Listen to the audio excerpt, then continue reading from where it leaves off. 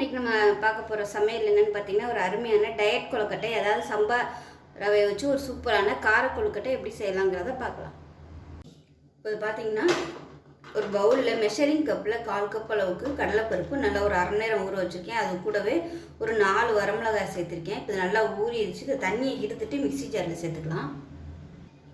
இப்போ இது மிக்ஸி ஜாரில் சேர்த்தாச்சு. தண்ணி ஊற்றாமல் நல்லா அரைச்சிக்கலாம்.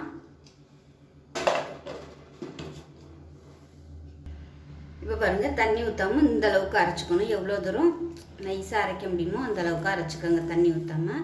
இப்போ இது தனியாக இருக்கட்டும். இப்போ ஒரு பேன் எடுத்துக்கலாம். மெஷரிங் கப்பில் 1 கப் அளவுக்கு கோதுமை ரவை எடுத்துருக்கேன். அதாவது இது வந்து சம்பா கோதிக்குருணை. இது வந்து நம்ம நல்லா பொன்னிறமாக வர அளவுக்கு வறுத்துக்கலாம். இதை விட பெருசாகவும் இருக்கும். அந்த சம்பா கோதுமை எடுக்கிறதுனால எடுத்துக்கலாம். நல்லா வாசனை வர அளவுக்கு வறுத்துட்டு, இப்போ பாருங்கள், ரவை வந்து நல்லா வறுபட்டுருச்சு. வேறு பிளேட்டுக்கு மாற்றிக்கலாம். இப்போ அதே கடாயில் கொஞ்சமாக எண்ணெய் விட்டுக்கலாம். எண்ணெய் சூடானதும் கடுகு 1 டீஸ்பூன், உளுந்து நல்லா ஒரு 2 டீஸ்பூன் அளவுக்கு சேர்த்துக்கோங்க. இதில் கொஞ்சமாக பெருங்காயம் சேர்த்துக்கலாம். இப்போ 2 கப் அளவுக்கு தண்ணி சேர்த்துக்கலாம். மெஷரிங் கப்பில் 2 கப் அளவு தண்ணி சேர்த்துக்கலாம்.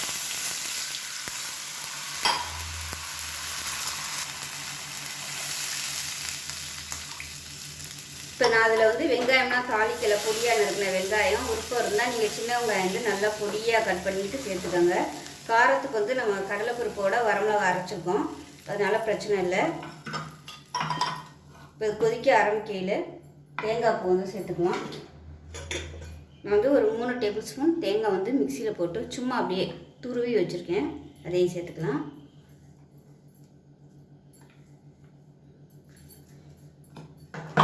கலந்து விட்டுக்கலாம்.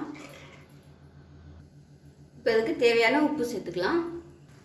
இப்போ இது கொதிக்க ஆரம்பிக்குது. இந்த ஸ்டேஜில் நம்ம அரைச்சி வச்சுருந்த இந்த கடலைப்பருப்பு வரமிளகாய் வந்து சேர்த்துக்கலாம்.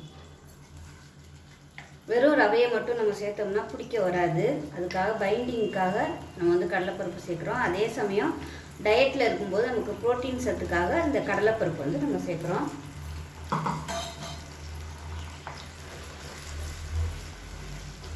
நல்லா கலந்து விட்டுட்டு நம்ம வறுத்து வச்சுருக்கிற இந்த ரவையும் சேர்த்துக்கலாம். கொஞ்சம் கொதிக்க ஆரம்பிக்கட்டும், நல்லா தலதலன்னு.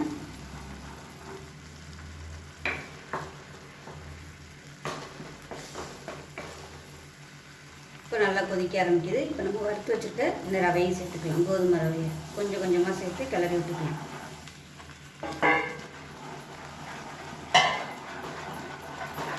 சேர்த்துட்டு நல்லா கைவிடாமல் கிளறணும். நல்லா பந்து மாதிரி வந்துடும். ஏன்னா கோதுமை ரவை வந்து தண்ணியெல்லாம் அப்படியே உள்ளே வந்து இழுத்துக்கிறோம். அந்த கடலைப்பருப்பு வரமிளகாய் சேர்த்துருக்கிறதுனால நல்ல ஒரு டேஸ்ட்டாக இருக்கும் சாப்பிட்றதுக்கு. இது வந்து நீங்கள் பிரேக்ஃபாஸ்ட்டை கூட எடுத்துக்கலாம். அதை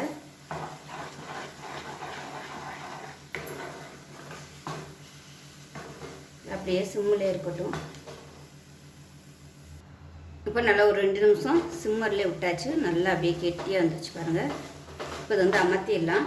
அமர்த்திட்டு ஆறுனதுக்கப்புறம் பார்க்கலாம். இப்போ இது நல்லா ஆறிடுச்சு. இப்போ இதை நல்லா பிசைஞ்சிட்டு நம்ம சின்ன சின்ன கொழுக்கட்டையாக பிடிச்சிக்கலாம். சூடு ஆறுனதுக்கப்புறம் நல்லா பிசைஞ்சு விட்டுக்கோங்க. இப்போ இது நல்லா பிசைஞ்சாச்சு. இப்போ இதை வந்து சின்ன சின்ன கொழுக்கட்டையாக நம்ம பிடிச்சிக்கலாம்.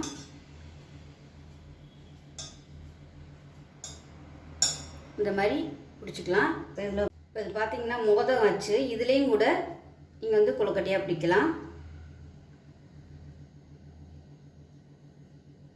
ரொம்பவே சூப்பராக இருக்கும். வெறும் வாயிலே சாப்பிட்றதுக்கு அவ்வளோ அருமையாக இருக்கும். கண்டிப்பாக இதை வந்து செஞ்சு பாருங்கள்.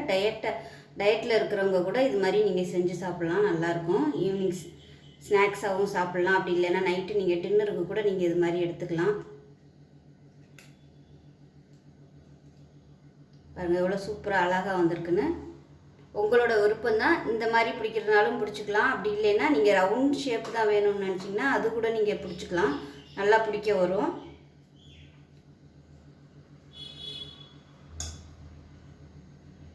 இந்த மாதிரி ரவுண்டாகவும் பிடிச்சிக்கலாம். இப்போ இது எல்லாத்தையும் பிடிச்சிட்டு பார்க்கலாம். இப்போ பாருங்கள் தண்ணி நல்லா கொதிக்க ஆரம்பிக்குது. இப்போ நம்ம வந்து செஞ்சு வச்சுருந்த இந்த கொழுக்கட்டையில் உள்ள வச்சிடலாம். இது நல்லா வேகட்டும். நல்லா ஒரு 5லேருந்து 6 நிமிஷம் வேகணும். வெந்ததுக்கப்புறம் பார்க்கலாம். இப்போ நல்லா ஒரு 5 நிமிஷம் ஆயிடுச்சு. எப்படி இருக்குன்னு பார்க்கலாம். பாருங்கள் நல்லா வெந்துருச்சு. அமர்த்திடலாம். ஆற விட்டுட்டு எடுத்துக்கலாம். இப்போ பாருங்கள் அருமையான கொழுக்கட்டை ரெடி ஆயிடுச்சு. ஆறுனதுக்கப்புறம் எடுத்து தட்டுக்கு மாற்றிட்டேன்.